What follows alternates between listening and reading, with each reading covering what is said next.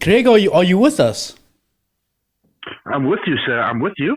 Greg, first of all, can you tell me what the group is that you represent and what your aims are? The group was established in June of this year.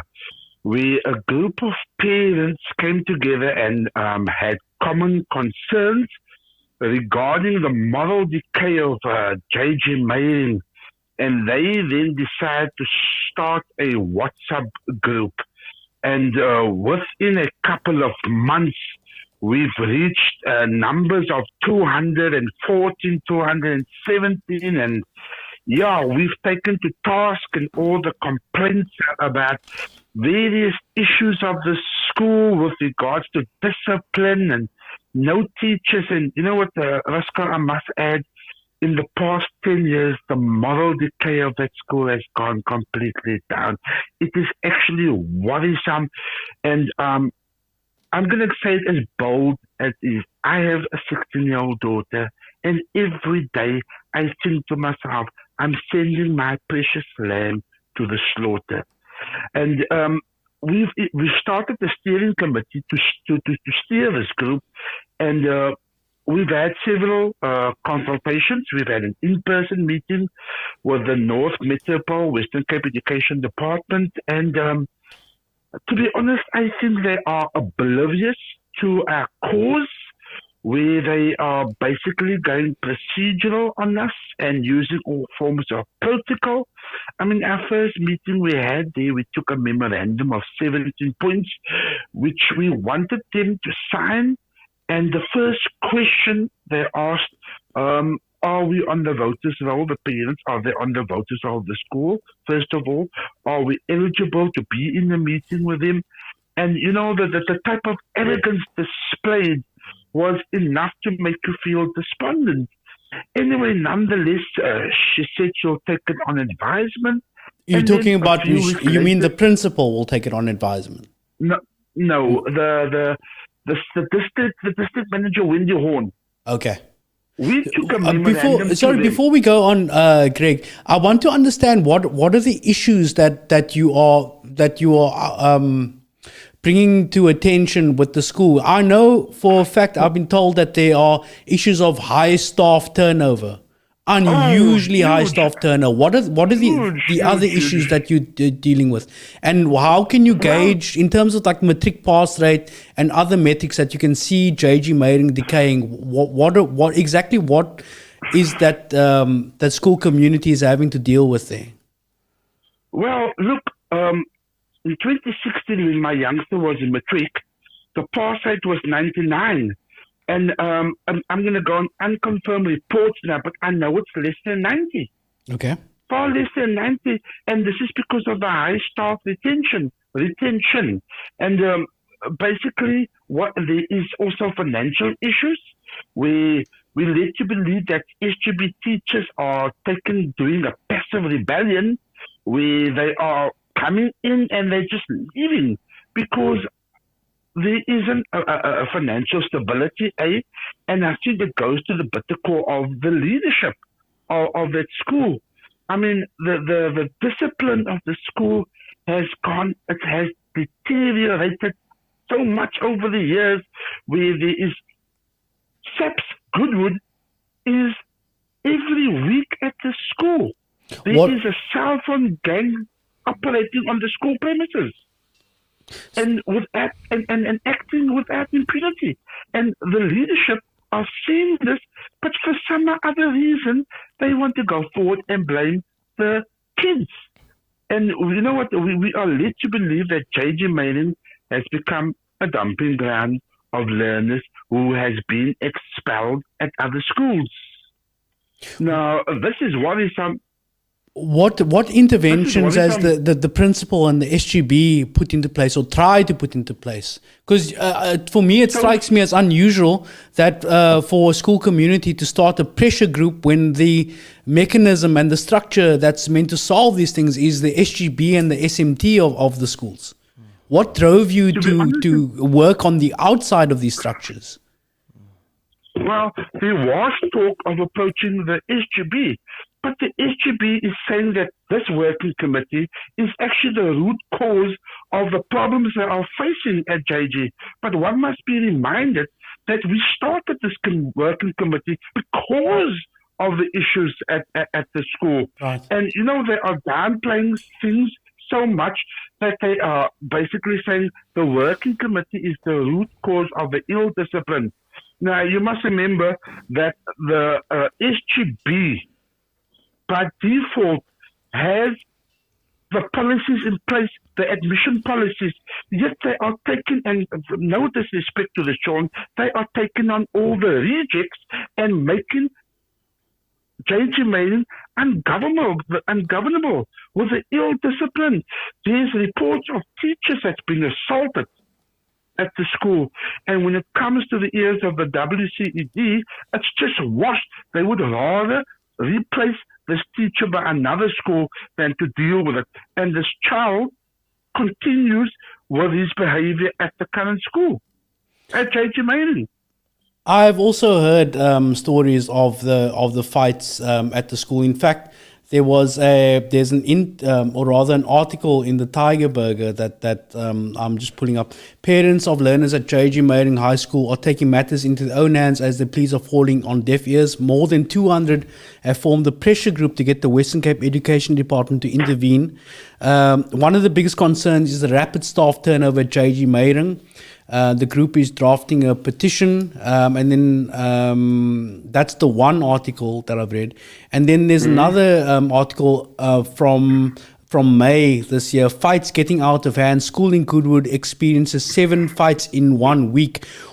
You say that these how can a principal or SGB blame a pressure group for being the cause of 7 fights in 1 week at the school? ROSCOE, it's human nature that we do not want to blame ourselves, that we need to find fault with others. And this is exactly what is happening here. I think the school management and the SGB has lost total control.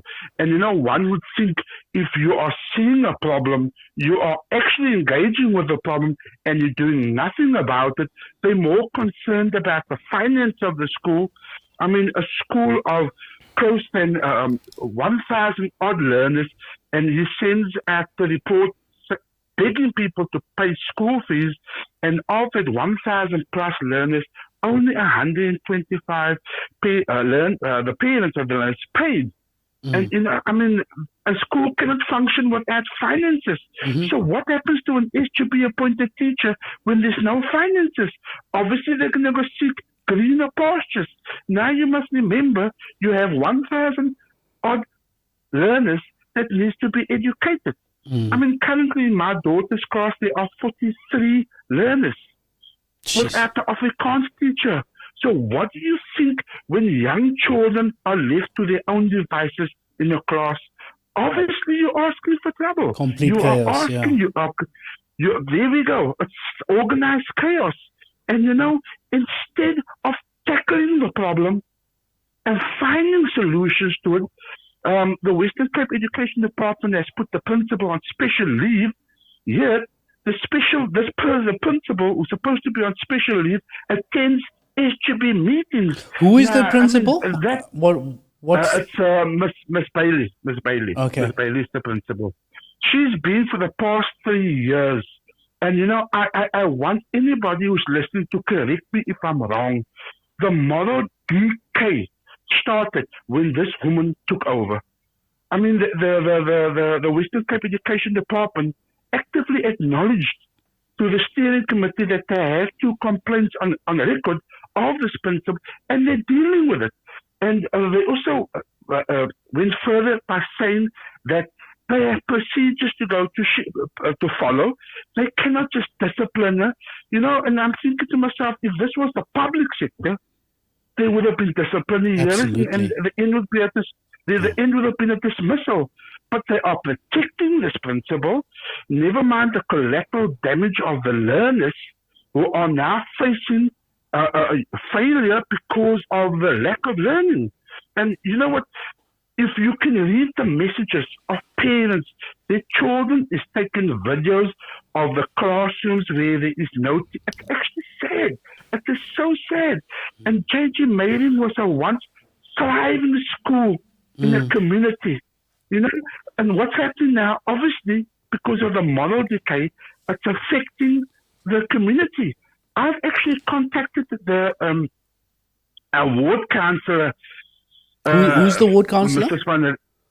Cecile van Rensburg, and promised me high and low that she's going to have a look and she's going to speak to the MSC because she's having a meeting with him. Sadly, nothing has come of it. Now, can you imagine, you as a parent, you are crying for help and no one is listening to you. They're just ignoring you. But at the end of the day, they want to force you to pay your school fees. Now, how sad is that?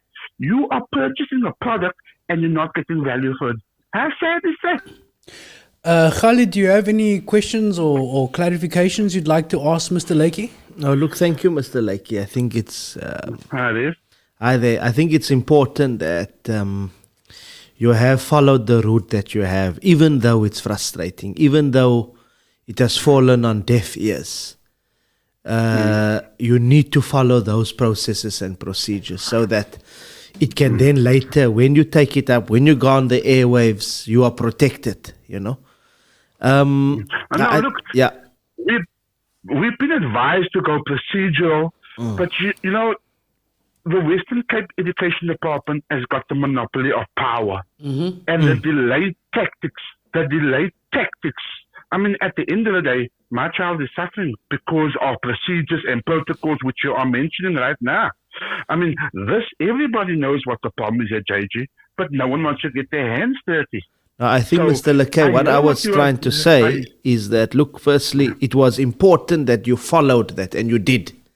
Now it's time to take things to the next level. So firstly, I think what you've got there, the challenge you've got, if I hear you correctly, is that there's an SGB that has got its own challenges. The fact that the SGB blames a working group for the violence or whatever's happening at the school, that's a problem in and of itself. I think what's important, ROSCOE, is probably to also get someone from the SGB on air. Put some of these questions to them as well. What are they doing? Because the SGB is supposed to represent the interests of parents, not the interests of a cover-up and of the department, And the department is supposed to intervene. Now, what I want to advise Mr. Meiring to do is... Mr. Lakey. Sorry, Mr. Lakey. Mr. Lakey, to do is to, now that he has followed all of these procedures, I think it's important that we start to raise this particular matter at the level of the legislature. I would appreciate that. We force the department to intervene. We are not going to say, as Khalid, that the points Mr. Lakey raises is necessarily correct, because we have not heard the other side of the story. But we want to force that process where the department now listens to both sides in this particular matter. And it's only going to happen if we start to raise it at the parliamentary level. Again, like we've done with the issue of Mr. Khafildin, I think it's going to be important, ROSCOE, that you get all the information. And I start off by posing a parliamentary question for written reply. What's the latest? So we can see what's the official. That would be appreciated. Would be appreciated. Thank you very much. So, and here again an example of how the public enhances our oversight. So now let's get the ball rolling at the parliamentary level with that, and then we take it from there. Awesome. Mr. Lakey, thank you. Awesome. Mr. Lakey, Awesome. I will be in touch with you, and you have my number, so you can send me any information. And I think I'm going to really concentrate on this issue of JG, because it sounds like a particularly dysfunctional case. And I think the learners and the school community deserves a lot better than what they're getting. 1,000 odd learners, their parents, and everybody else in the community would appreciate that help, ROSCOE. Cool. Thank you for volunteering this information, Mr. Lakey, and have a good evening. And regards to your family. You too, sir. Cool. Thank you very much, Mr. Lakey. Keep up the good work. Okay. Thank you. You too. Bye.